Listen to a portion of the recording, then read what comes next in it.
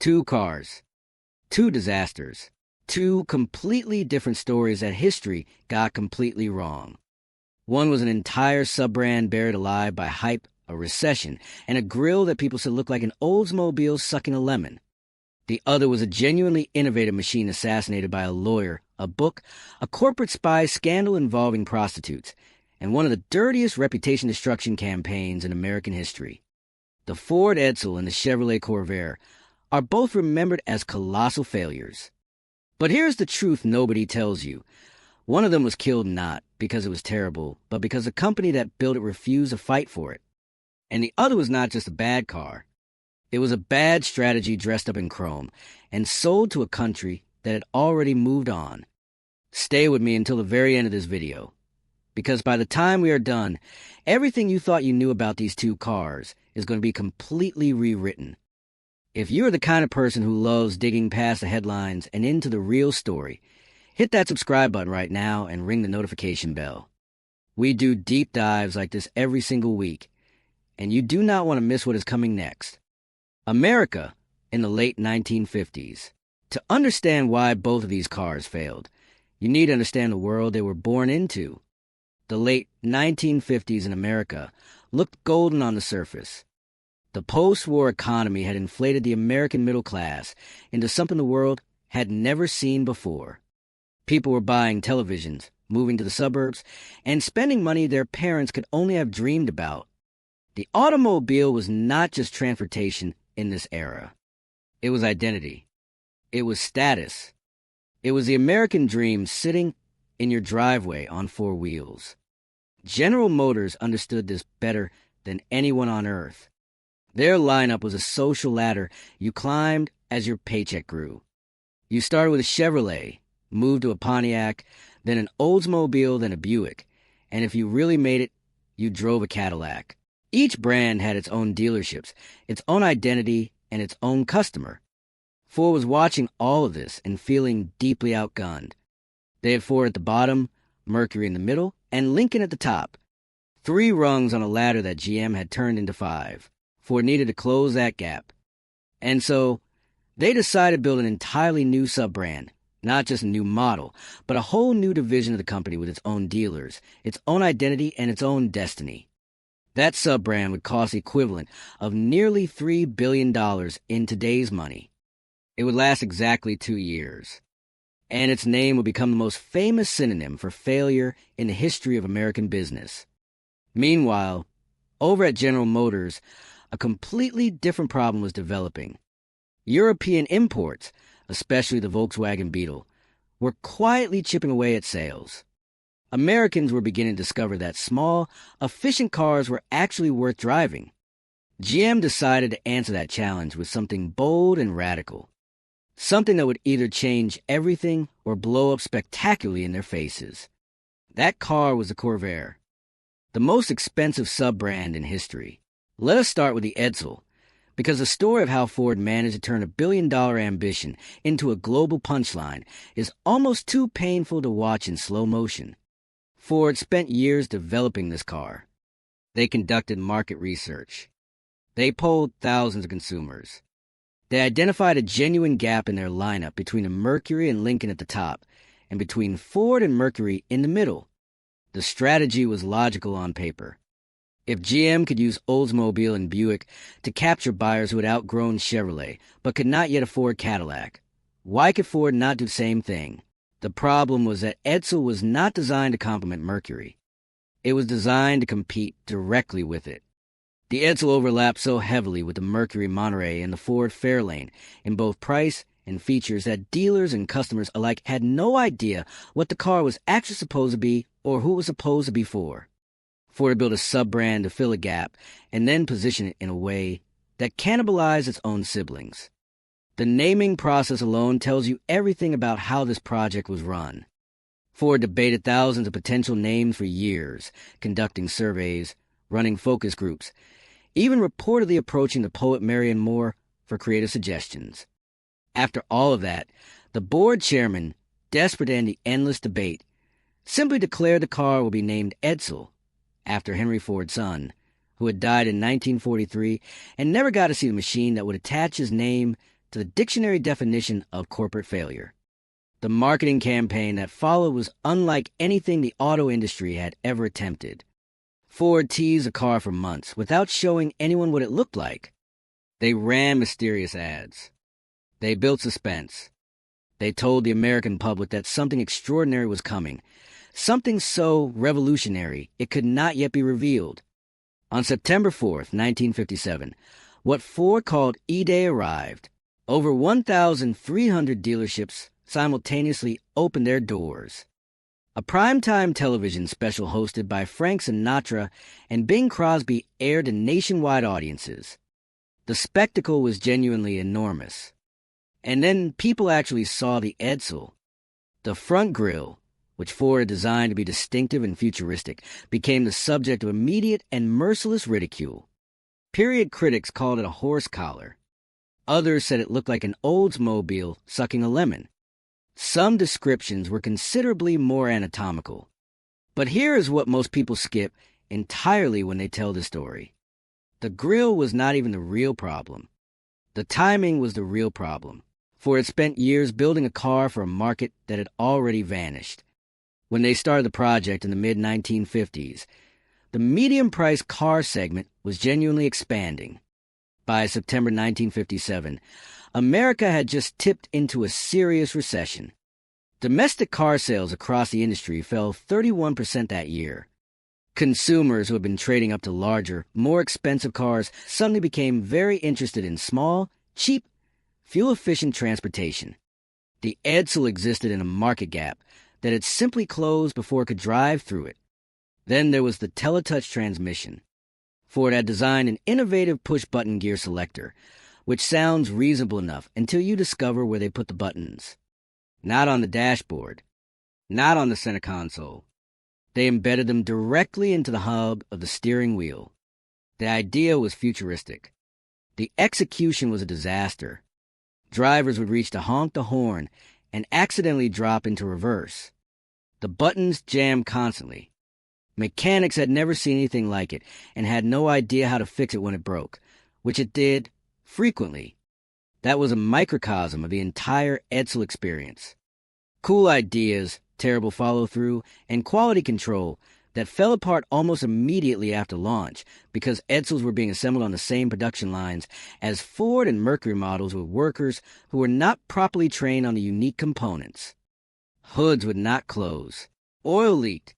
The cars that were supposed to represent the apex of Ford's engineering ambition were showing up at dealerships already broken. Ford lost the equivalent of nearly $2.7 billion in today's money. By November 1959, just over 2 years after the triumphant E-Day, the Edsel was quietly killed. It became the textbook cautionary tale that business schools still teach today about the consequences of believing your own hype. The car that a company abandoned. Now let's talk about the Corvair, and I want you to pay close attention here because this story is genuinely more complicated, more unfair, and in many ways more infuriating than the Edsel. When Chevrolet introduced the Corvair for the 1960 model year, they were doing something genuinely courageous by the standards of American automaking. Every other American manufacturer building compact cars was just shrinking their full-size models. Ford's Falcon was a smaller Fairlane. Plymouth's Valiant was a scaled-down regular Plymouth. They were conventional, safe, and deeply uninteresting. The Corvair was something else entirely. It had a rear-mounted, air-cooled flat-six engine, the kind of engineering you saw from Porsche and Volkswagen, not from a Detroit factory floor. It had fully independent suspension. It was light, responsive, and genuinely enjoyable to drive in a way that most American cars of that era simply were not. It sold well immediately. Chevrolet had hoped to move one Corvair for every 5 regular Chevrolets, and by March 1960 the Corvair represented 13% of all Chevrolet sales. The Monza trim, in particular, became a genuine hit with enthusiasts. It was affordable at under $2,000, stylish, and fun. Car and Driver magazine, not exactly known for flattery, called the redesigned 1965 Corvair the most important new car of the model year and the most beautiful American car since before World War II. This was not a failure. This was an innovative, exciting car that people who actually drove it genuinely loved. And then Ralph Nader happened. In November 1965, a young lawyer and consumer advocate published a book called Unsafe at Any Speed. The opening chapter was a sustained, detailed attack on the Corvair, focused specifically on the 1960 to 1963 first-generation models and their swing-axle rear suspension. Nader argued that this design caused dangerous tuck-under behavior during hard cornering, where the rear wheels would fold inward, dramatically reducing grip and potentially sending the car into a roll. The book became a cultural phenomenon almost immediately. Congressional hearings were scheduled, and then General Motors made one of the most catastrophic corporate blunders in American business history. Rather than defending their car with engineering data, GM hired private investigators to surveil Nader, dig through his personal life, and look for anything that could be used to discredit him. When that was not enough, they went further. GM agents reportedly approached Nader with women in what appeared to be deliberate attempts to compromise him and give them ammunition to destroy his credibility. When this came to light during Senate hearings, GM's president James Roche was forced to publicly apologize to Nader on the record. The company had handed their accuser a nuclear weapon and then lit the fuse themselves. Suddenly, the Corvair was not just a car with a controversial suspension design. It was a symbol of a powerful corporation so corrupt and so indifferent to human safety that they would rather destroy a private citizen than admit any possible fault. The court of public opinion delivered its verdict immediately and without appeal. Now here's the part of the story that demands real honesty, because this is where the truth no one tells you gets genuinely complicated. Nader's criticism of the 1960 to 1963 models was not entirely without foundation. Those early cars, without the optional heavy-duty suspension package or anti-sway bars, could exhibit the tuck-under behavior he described under extreme cornering conditions. The suspension geometry of that era had real limitations that Chevrolet's own engineers knew about. However, what Nader either did not acknowledge or deliberately chose not to emphasize was that Chevrolet had already fixed the problem. For the 1965 model year, the Corvair received a completely redesigned, fully independent rear suspension, similar in sophistication to what was being used on the Corvette at the time. The tuck-under issue was gone. The car that Carr and Driver was praising as the best in 1965 had already addressed the engineering concerns at the center of Nader's attack. The 1972 NHTSA investigation that is often cited as the final vindication of the Corvair found that its handling was comparable to other contemporary vehicles of its era, including the Ford Falcon and the Volkswagen Beetle. But it is worth being precise about what that finding actually means. Cars of that era were, by modern standards, quite prone to oversteer and handling unpredictability. The 1972 report said the Corvair was no worse than its competitors. It did not say the early models had no handling quirks at all. The honest version of the story is that the early Corvair had real limitations that were already being addressed by the time Nader attacked them, and that the version of the Corvair he was describing was not the car Chevrolet was actually selling by the time his book hit shelves. And then came the Mustang. On April 17, 1964, Ford introduced a car that broke every sales record the American automobile industry had ever recorded. The Mustang offered the sporty, youthful, exciting driving experience that the Corvair's Monza had been pointing toward, but packaged it with conventional front-engine layout, optional V8 power, and a price tag that made it impossible to ignore. The Corvair had been the pioneer. The Mustang took the territory. Between Nader's book, GM's catastrophic PR response, the emission standards that were making air-cooled engines increasingly difficult to certify, and the Mustang's overwhelming commercial dominance, Chevrolet made the quiet decision to stop fighting for Corvair. Production continued until 1969, but without meaningful investment, development, or support, the car was allowed to fade. Approximately 1.8 million Corvairs were built across its production run. The enthusiast community that loves and restores them today knows the truth. The car that history remembers as a dangerous failure was, by its final years, one of the most sophisticated and genuinely beautiful American cars ever built.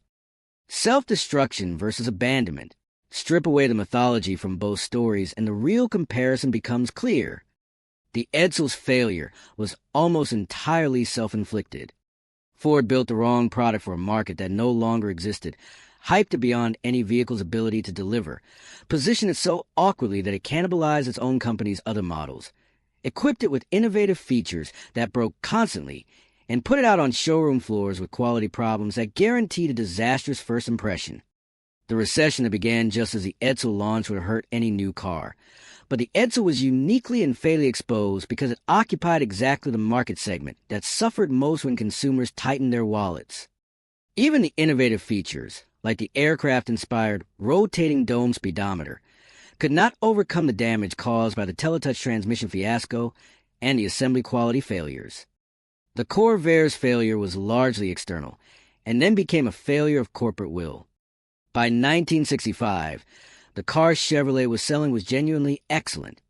The engineering had been comprehensively refined, the suspension completely redesigned, the styling updated into something that the most respected automotive journalists in America were praising without qualification. What killed the Corvair was a combination of unfair public perception shaped by a campaign targeting a car that had already been improved, a corporate leadership so panicked and so incompetent in their response that they made everything infinitely worse, and the commercial force of the Mustang permanently redirecting the market. One company got almost everything wrong and paid the price. The other company had gotten most things right and then refused to stand behind what they had built. What these disasters actually created.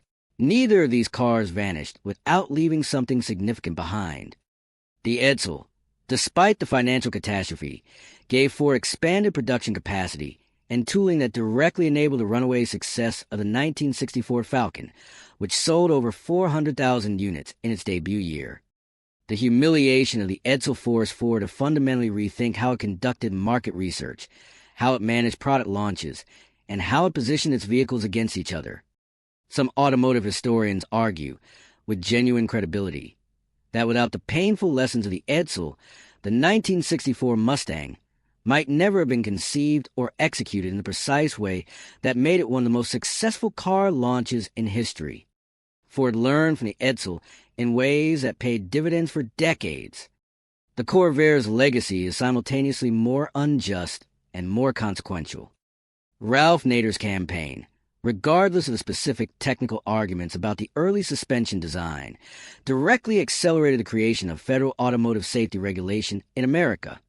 The National Traffic and Motor Vehicle Safety Act of 1966, which established the NHTSA and created the framework for all federal vehicle safety standards, came directly from the public and congressional pressure that followed unsafe at any speed. Every crash test standard, every federal safety requirement, every regulation that has made the cars you drive today dramatically safer than the cars of 1960 traces a direct line back to the Corvair controversy. The Corvair was consumed by that fire. But the fire it started almost certainly saved hundreds of thousands of lives in the decades that followed. What 2026 finally lets us see clearly. Standing here in 2026, nearly 60 years after both cars left production, the distance gives us something that the people living through those events never had, which is clarity without the noise. The Edsel deserves its reputation as a cautionary tale, but not for the reasons most people cite. It was not the grille. It was not the name.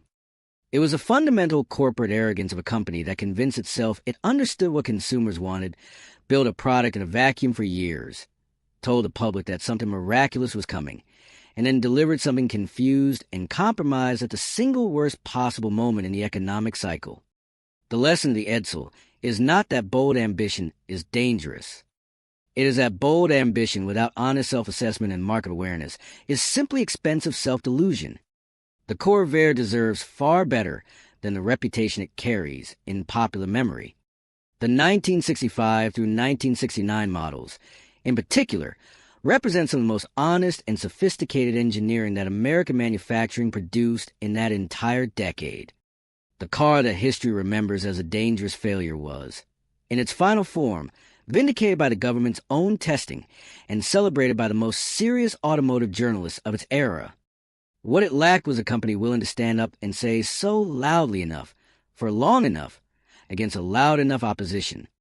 The Edsel showed us what happens when a company believes its own hype. The Corvair showed us what happens when a company builds something genuinely good and then walks away from it when the fight gets hard.